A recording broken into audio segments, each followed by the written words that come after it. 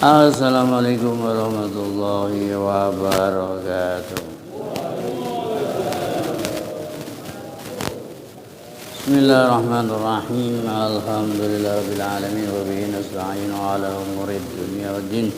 Wassalatu wassalamu ala asyrofil anbiya'i wal mursalin sayyidina wa nabiyina wa maulana Muhammadin Allahumma wa ala alihi wa sahbihi ajma'in, amma ba'd.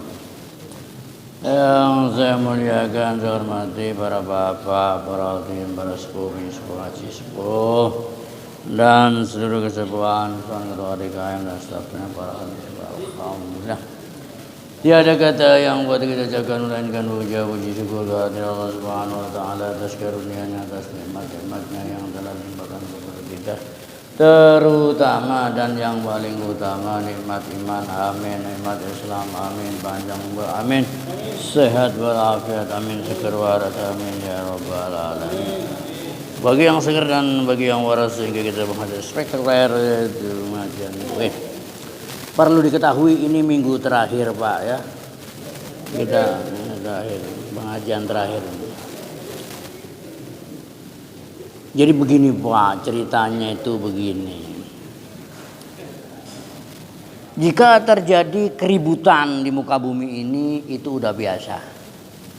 Terjadi keributan di muka bumi ini antar kelompok, antar geng, antar suku, antar negara, itu biasa. Keributan di muka bumi itu biasa. Karena manusia perebutan lahan parkir, perebutan jatah pabrik, perebutan ketua DKM, itu biasa. Tapi survei membuktikan fakta di lapangan, bahkan secara fakta yuridis, terjadi keributan di langit. Jadi di langit itu juga terjadi keributan. Lah kira-kira apa yang diributin? Masalahnya penduduk langit itu semua malaikat. Tidak akan ada tempat sejengkal pun di langit kecuali di situ malaikat yang bertasbih, yang ruku, yang sujud. Mulai dia dicipta sampai kiamat, miliaran tahun, triliunan tahun, ruku baik, ruku aja orang nggak ada, terus bangun kretek orang ada. Yang sujud juga begitu, miliaran tahun sujud dan bertasbih kepada Allah Ta'ala. Orang pernah bangun kretek itu maksudnya. Ya. Lah kira-kira mereka itu penduduk langit apa yang diributin? Ternyata yang diributin dalam hadis panjang, Nabi SAW ditanya, ya Muhammad fima yaktasimul mala'ul a'la. Wahai Muhammad, apa yang diributin oleh penduduk langit? Nabi menjawab, yang diributin itu dua Pak, kafarot wa darajat. Maksudnya malaikat pada ribut amal apa baik yang bisa menghapus kesalahan kita, amal apa baik yang bisa menghapus dosa-dosa kita. Satu malaikat bilang ini bilang ini, itu yang diributin. Satu kafarot. Yang kedua derajat, malaikat pada ribut amal apa baik yang bisa mengangkat derajat seseorang di sisi Allah Subhanahu wa taala. Itu ceritanya. Nah, apa hasilnya? Ternyata kafarot itu ada 3 Pak. Hasil keributan malaikat itu amal yang bisa menghapus dosa-dosa itu ada 3. Yang pertama, alhamdulillah Pak, di bulan Ramadan itu orang ke masjid itu grafiknya naik, dibanding hari-hari biasa. Ora apa-apa, nggak apa-apa, bagus. Hitung-hitung nostalgia, setahun sekali. Hanya begitu Pak. Kapan kita mau masjid? Yang pertama, amal-amal yang diributin malaikat yang bisa menghapus dosa-dosa kita, kesalahan kita. Yang pertama, isbagul wudu alal makareh. Artinya wudunya digeber. Wudu digeber itu yang biasanya sesikut, ini selengan yang biasanya semata kaki itu sedengkul. Terutama di musim hujan, terutama di musim dingin. Yang biasanya orang ogah kena air. Ini kok malah digeber, itu ceritanya. Nah, itu ceritanya Pak. Ini luar biasa menghapus dosa-dosa. Dan dengan wudhu ini orang akan dikenalin besok sama Nabi Shallallahu Alaihi Wasallam. Apa inna umati yud'auna yaumul qiyamah gurun muhajjalin min asaril wudhu. Besok umatku itu dipanggil ya di hari kiamat dengan wajah yang berseri-seri, wajah yang bersinar, wajah yang cemerlang, wajah yang kinclong-kinclong, wajah yang glowing. Gitu. Kenapa? Bekasnya wudhu. Karena di dunianya orang ini hanya wudhu doang, orang pernah sholat Pak. Kira-kira wajahnya berseri gak? Ya. Jadi begitu adzan ke masjid dia wudhu pulang lagi ya. Nah, jadi kalau gitu-gitu itu satu paket Pak. Nah, kalau wudhu doang orang pernah sholat, orang jadi glowing. Jadi apa? Jadi hitam, itu ceritanya Pak. Yang kedua, wa kasratul khuta ilal masjid. Yang kedua adalah banyak ke masjid, sering-sering ke masjid. Untuk apa? Untuk mengetahui perkembangan kota amal. Kalau bapak gak sering ke masjid, gak tahu perkembangan kota amal. Lah iya benar gak? Nah itu penting mengetahui perkembangan kota amal. Kalau gak sering ke masjid, orang tahu ceritanya. Ya, perlunya apa? Ya penuh bobol gitu cerita. Ya enggak, maksudnya sholat jamaah. Itu yang kedua. Wa kasratul khuta ilal masjid wa intidharus shalah ba'da shalah. Nunggu salat dari salat itu luar biasa, Pak. Orang-orang tua kita, engkong-kong kita dulu, engkong itu ada dua, Pak. Ada konghucu, ada kongguan. Ya. Itu kalau asar ke masjid orang pulang sampai nunggu maghrib. Kalau maghrib ke masjid orang pulang sampai nunggu isya, apalagi kalau di masjidnya ada taklim.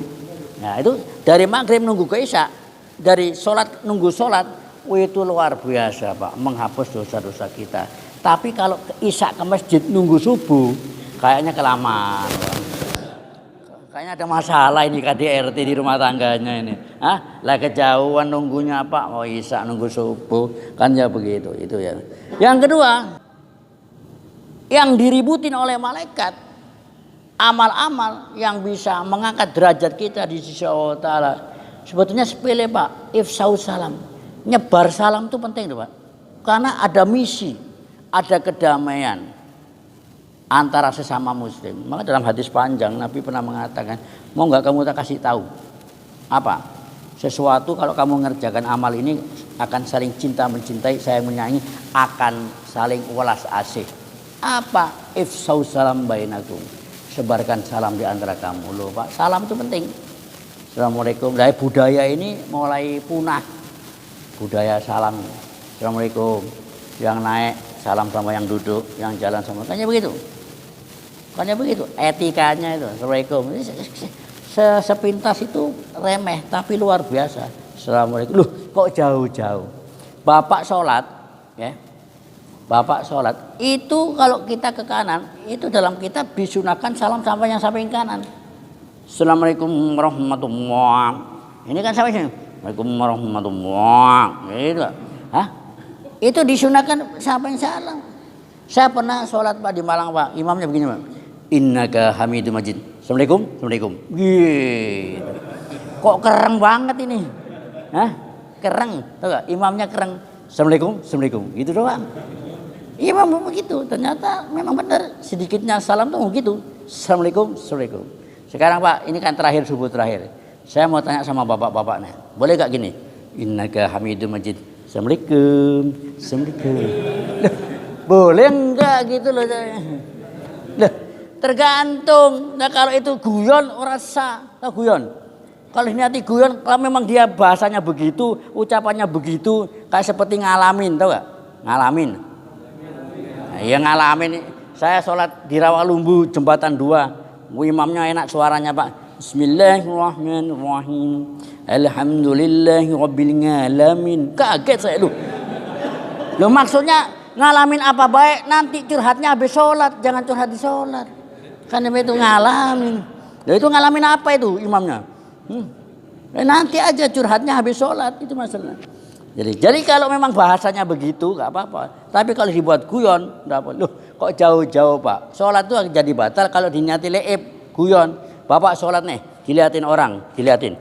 Karena diliatin merasa apa? Salting. Terus bapak gini, loh batal ini. Maksudnya nanggepin yang sono pakai kedip-kedip. Aslinya gak kedip-kedip, tapi kedip-kedipnya diniatin.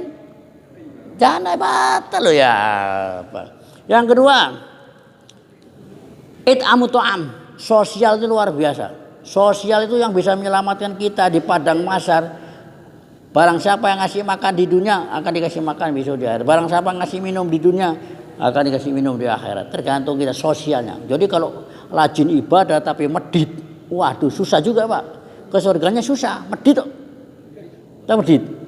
Pelit-pelit itu masalahnya. Apalagi ngasih buka orang, ngasih buka apa? Orang buka puasa, walaupun gorengan-gorengan tengik, ora apa-apa, apalagi yang enak. Maksudnya gorengan aja keterima, it'amu ta'am. Yang terakhir cepat-cepat aja. Jadi amal yang bisa ngangkat derajat, yang pertama ifsha'us salam, yang kedua it'amu ta'am, yang ketiga wassalu bilal wa nasnya. Ini Pak. Apa itu? Sholat di malam hari ketika orang pada tidur, bapak bangun, pakai ringtone. Caranya ini Pak, ringtone-nya topeng monyet Pak, tahu gak? Maksudnya aralem. Bapak tidur nih, setel aralem jam 3 atau jam berapa? Dindung. Masa bapak ditabuin gitu gak mau bangun? Tabuan topeng monyet, kan malu sama tabuannya, kan ya begitu. Bangun, kencing, tidur lagi Pak. Raja di tahajud. Itu ceritanya begitu. Nah, ketika orang pada tidur, orang pada tengkurap, orang pada ngoror, orang pada ngiler atas bawah, bapak sholat. Kalau ngiler atas biasa Pak, tapi kalau ngiler bawah ini luar biasa. Ini bapak sholat luar biasa, pahalanya luar biasa. Saya kira itu aja Pak. Assalamualaikum warahmatullahi wabarakatuh.